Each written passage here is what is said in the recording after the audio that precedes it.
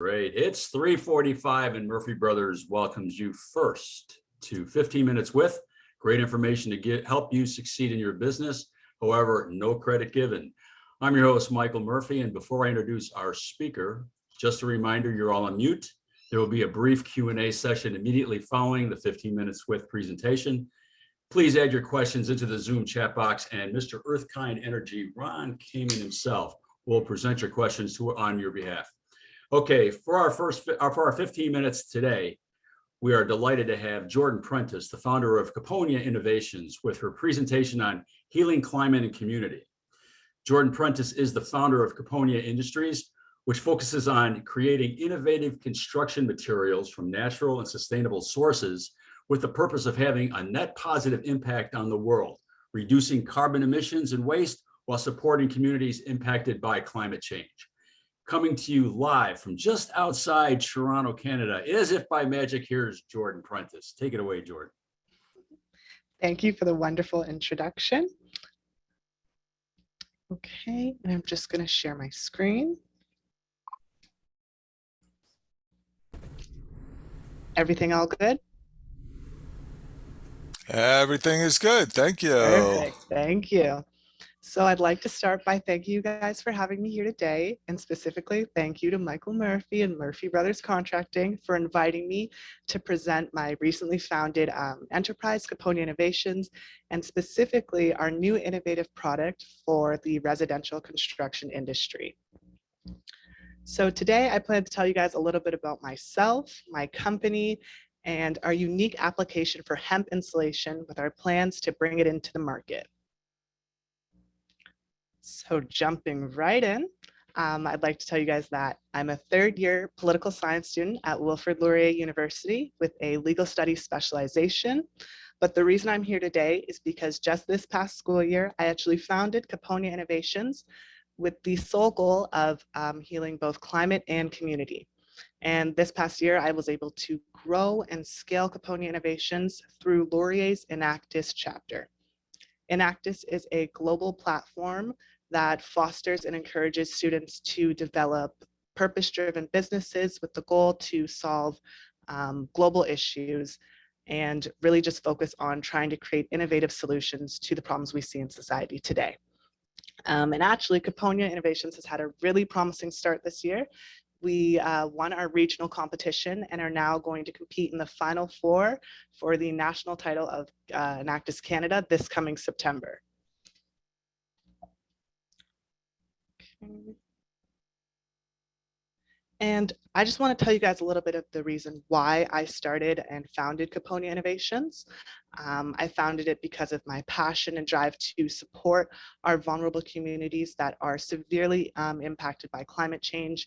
And through digging into the root of the problem, I actually found out and discovered, as I'm sure many of you guys are aware, that when using traditional materials, the construction industry actually creates a third of the world's overall waste and 40% of the world's CO2 emissions.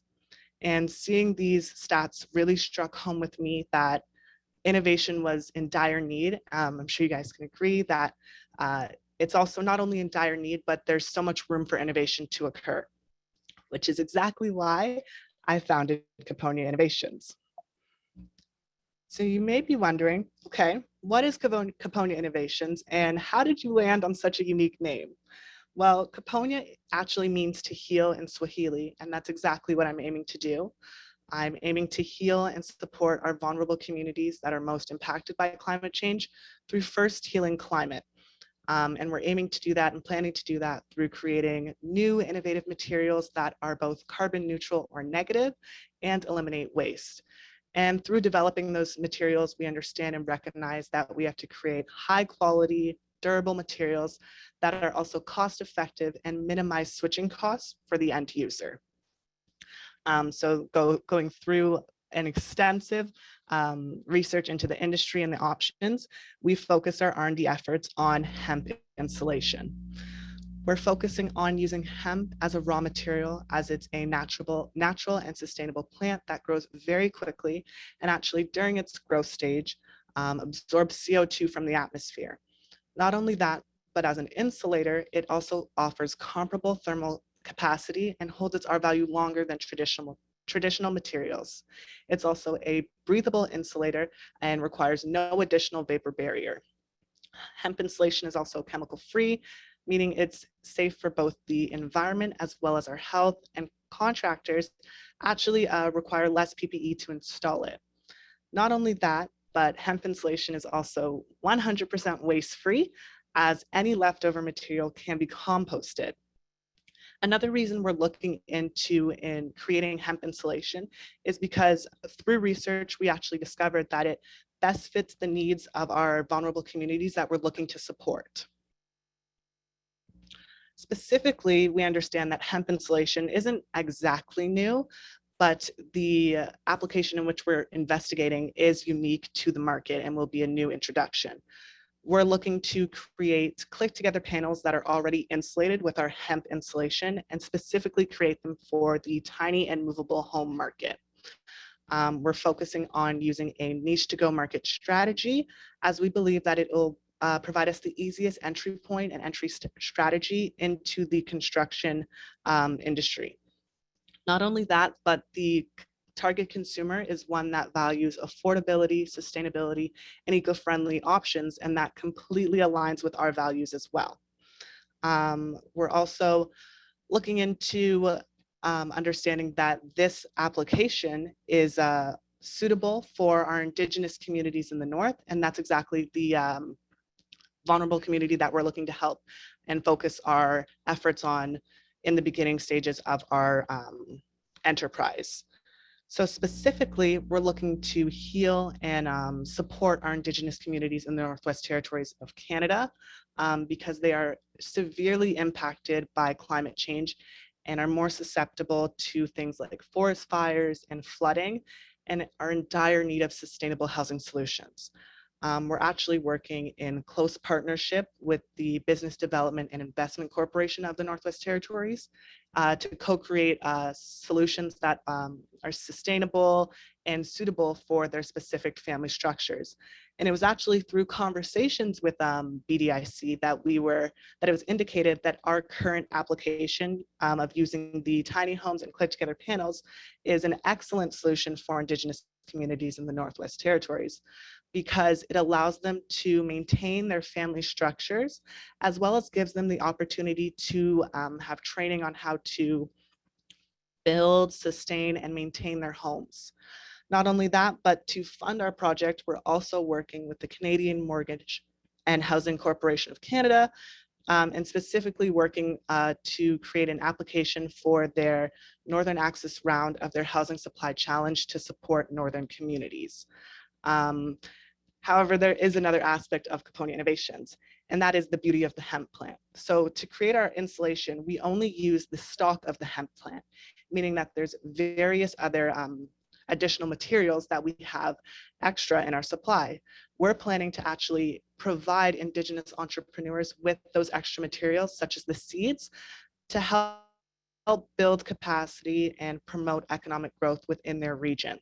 So using items like the seeds and the roots, Indigenous entrepreneurs will be able to create things like pain creams, protein powder, and stuff like that, and help develop a sustainable economy within their region.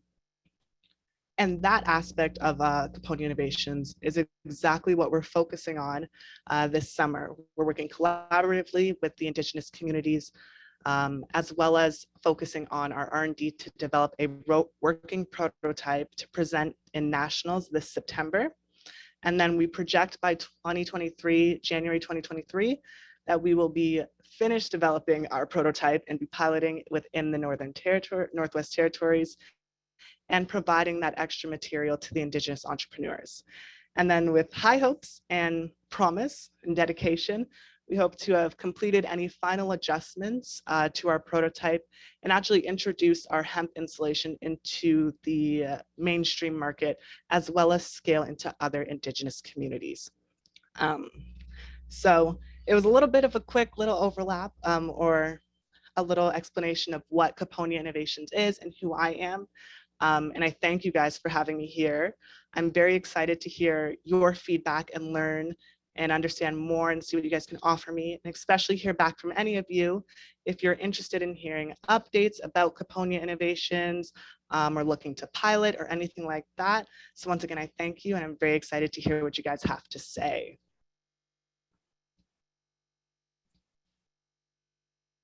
Ron, are you there? I'm here. So thank you very much. So everyone, please put your questions into the chat box. And the first question is, where did the idea come from, Jordan? The idea came from so being a political science student, I'm very invested in solving social issues. And then being part of Enactus Laureate, I was introduced to a whole different aspect of industries to look into. And then one big issue that is prevalent in North America is the fact that climate change affects a lot of vulnerable communities. So that, plus my political science background, really drove me to try and look at innovative solutions to that issue. And that's how Kuponya Innovations was born. Excellent. And what stage are you at right now was the second question? So right now we're currently in our R&D stage. We spent a lot of early on time focusing on figuring out how we should enter the construction industry, as well as what product and material we should focus on.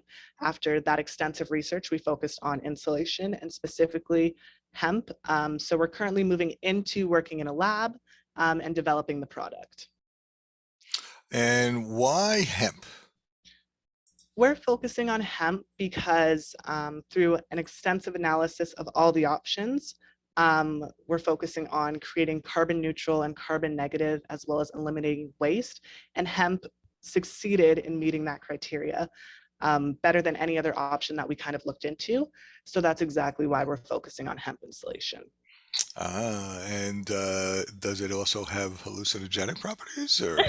So no, it doesn't.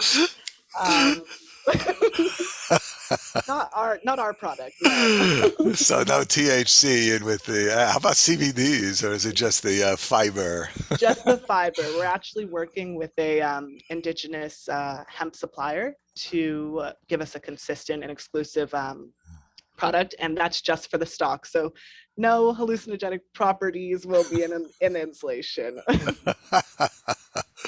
Great. Can you speak about any of the other building products that you're thinking of offering over time now? Definitely. So we're actually looking into innovating within the concrete industry as well. Through research, we found that concrete does a lot of damage to the environment, and we're looking into making hempcrete or other sustainable solutions. But right now, we're just focusing on insulation to gain that traction within the industry. Okay, excellent. So how was Kuponya introduced to the Murphy brothers? So we were actually introduced to the Murphy brothers through the Westchester Innovation Network, and that's a network that connects growing innovations and entrepreneurs with local businesses that have values of sustainability, eco-friendliness, and everything of that sort. So we were connected through them as sort of a guidance partner, and then that landed us here presenting to all of you, which is lovely. Yeah. Excellent. And so how did you get connected to the Westchester Innovation Network? So I was actually connected to the Westchester Innovation Network through Enactus Laureate, and specifically my lovely faculty advisor. They took a very large interest in us because we previously Enactus Laureate had sent another enterprise towards them that was also focusing on sustainability. And after discussing with them and meeting with them and just explaining my goals and product, we made a really good connection and are now working together. Outstanding. And so with your program, you're doing something with Indigenous folks in Canada? What kind of things are you doing? So we are focusing on helping Indigenous communities in the Northwest Territories by helping them create sustainable housing solutions, because right now they don't have that. A lot of their housing is deemed unaffordable, unsuitable, and inadequate due to building standards and stuff like that. So we're really focusing on first helping them have safe and healthy living situations. And that actually will then cause a ripple effect of developing intergenerational connections, as well as focusing on helping their economies grow and building capacity and economic growth through providing them with additional hemp material to create byproducts and their own businesses. So, in addition to selling to them and helping them with housing, are you also doing training and hiring for Yes, those folks? definitely. So we're our whole aspect of creating click together panels and to create tiny homes, we're actually going to implement that in their communities and regions and help them learn to build their homes, because Indigenous communities also, some Indigenous communities, not all, also tend to move, permitting the seasons and hunting seasons and all of that. So having the ability to learn and know how to build, sustain, and add on to their living situations and living and housing is really beneficial to them. Oh, great. And is the growing season in the Northwest Territories actually long enough to grow enough of the hemp? So right now we're not looking at growing the hemp in the Northwest Territories because hemp requires a very specific temperature. So we're trying to grow it as close as possible to the Northwest Territories, because right now the housing supply challenge permits focusing on how we can get materials to northern communities, as it's currently very difficult. So we're focusing on growing it just outside of the Northwest Territories, but then sending the material up there so that we can also encourage them to, even if they are interested, learn to create the hemp insulation that we're planning to sell. Excellent. For folks who don't know, the Westchester Innovation Network is a Business Council of Westchester program, and on this podcast or webinar with us is Luis Aragon, the man, the legend, who retired but came back so that he could run this WIN program, which is awesome. So, thank you very much. Any other questions? I don't see other questions right now. So, Michael, I'm going to pass it back to you. Luis, would you like to jump in and say anything about Kuponya? Sure, Michael, just for a few minutes. Let's see.